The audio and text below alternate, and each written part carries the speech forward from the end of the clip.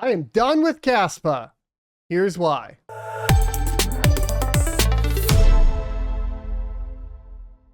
What's up, sons? It's Blind Red with Son of a Tech once again, and when Caspa first launched back in the day last year, I decided to start mining it with my GPU farm as opposed to moving over to Ergo. This decision made a lot of sense because not a lot of people were mining Caspa, it wasn't listed, and Ergo was having extreme issues with their difficulty adjustment. It meant that after looking at all of the current options for GPU mining and their profitability, it didn't make any sense to mine anything that was already currently listed. When I looked at Caspa, it was very clear that it was unique. It was going to solve a lot of issues that currently exist within blockchain, and I figured it would be the best bet moving forward. And looking forward into this year, I was correct. It made my GPU farm profitable for the past year and a half, all off of just that little bit of time I spent mining while it was not listed. And this is called speculative mining. GPU miners do this across the board for lots of different projects, and it is one of the ways that you find benefits within GPU mining that you can't find anywhere else except for maybe CPUs. The natural progression of mining goes from typically CPUs in the case of like Bitcoin, right, to GPUs in the case of Bitcoin, and then to ASIC miners. Caspa has gone through the exact same evolution. Now, I am a GPU miner. I am not an ASIC miner. However, I have purchased some ASIC miners recently, as you guys might be aware. I'll talk about that too. So the reason why I am primarily done with Caspa is that I no longer mine Caspa. And looking at the current ASIC market for Caspa, it doesn't look like it would be a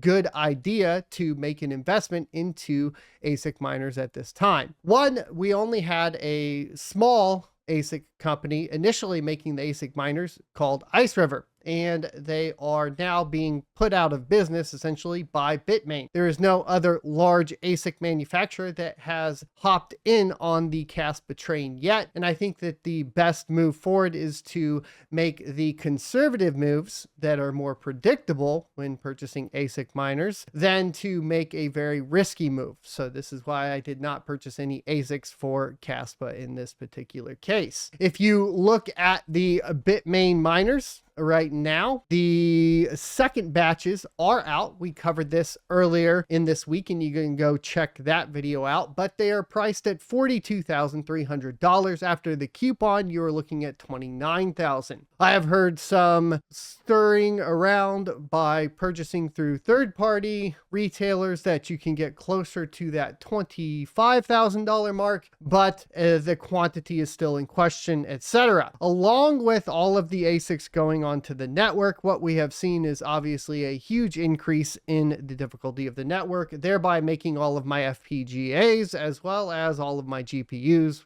quite a bit earlier than this, unprofitable on Caspa. So it doesn't make sense to have anything on my farm mining Caspa. In addition to that, what you will start to see and what I have noticed is that we are having a huge reduction in the active addresses. There was a big pump yesterday. If we could go back further than this, you'll notice even more, but the daily active addresses have dropped, from the 20,000s typically down to the 14,000s and so on. This is actually pretty easily explainable, and I explained it earlier in the week, and that is just because if you have a bunch of FPGA miners and GPU miners, you typically have more individuals mining, which means that you're going to have more active addresses because the payouts from the pools go to the active addresses. Nothing really big there. The biggest concern that I've seen most recently, and it's not really has anything to do with my decision though, is that we went from earlier in the week being at 13% of the top 10 addresses of the circulating supply to up to now 17% of the top 10 addresses owning the circulating supply. So that is something to keep in mind. When would I get back into Caspa, I suppose would be the question. And I did have this conversation, of course, with my third-party ASIC supplier, and so on. And my thought is going to be around the February to April range when the prices of the ASICs come down between 5,000 to 8,000 US dollars. That's going to be my guesstimate and my buy-in price for any ASIC units to mine Caspa specifically. It also gives us enough time, or me enough time, to observe the reliability and the temperature for the environments of the new Bitmain miners. So at this time, I'm done with Caspa. I'm not going to mine it. Here's the other thing is, from the very get-go, I have been pretty against ASICs in general, even to the point of not wanting to invest in Bitcoin ASICs, because the problem with the ASICs in general is that you have an ever-evolving technology, right, that is specifically focused on a single algorithm. This means that when new units come out that are more efficient, your old units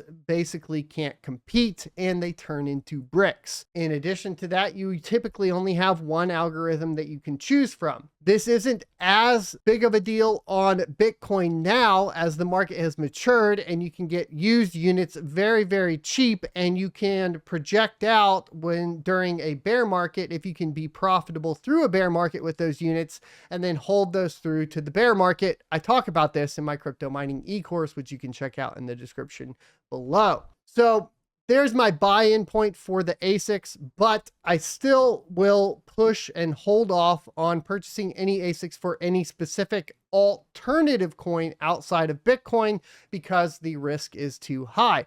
And I do think that Kaspa has a greater chance in general of being successful than any other ASIC mineable altcoin. And that is why I will consider purchasing a few of their ASICs in the future at that price point that I have set. So there you go. There's why I'm out of Kaspa. In addition to that, this channel has always been about mining and generating revenue and not so much holding the coin. If your strategy is to mine and hold, I completely understand that, and that can be your particular strategy. In addition to that, the idea of buying and holding is not something that I have been a fan of, because if you're in a position where you need to cover bills, etc., having revenue, in my opinion, is better than having some static asset that doesn't do anything. Let me know what you guys think down in the comment section below. Are you mining and holding Kaspa? Have you stopped mining Kaspa? What were you mining Kaspa with? Will you purchase a Kaspa ASIC now or in the future? What is your price point for a Kaspa KS3 miner from Bitmain? And do you look forward to other manufacturers entering the space? I will see you next Tuesday. Don't forget, you can check out my crypto mining e-course at sonofatech.com, which includes a free month of supporter status on my locals at sonofatech.locals.com, where I cover my daily moves.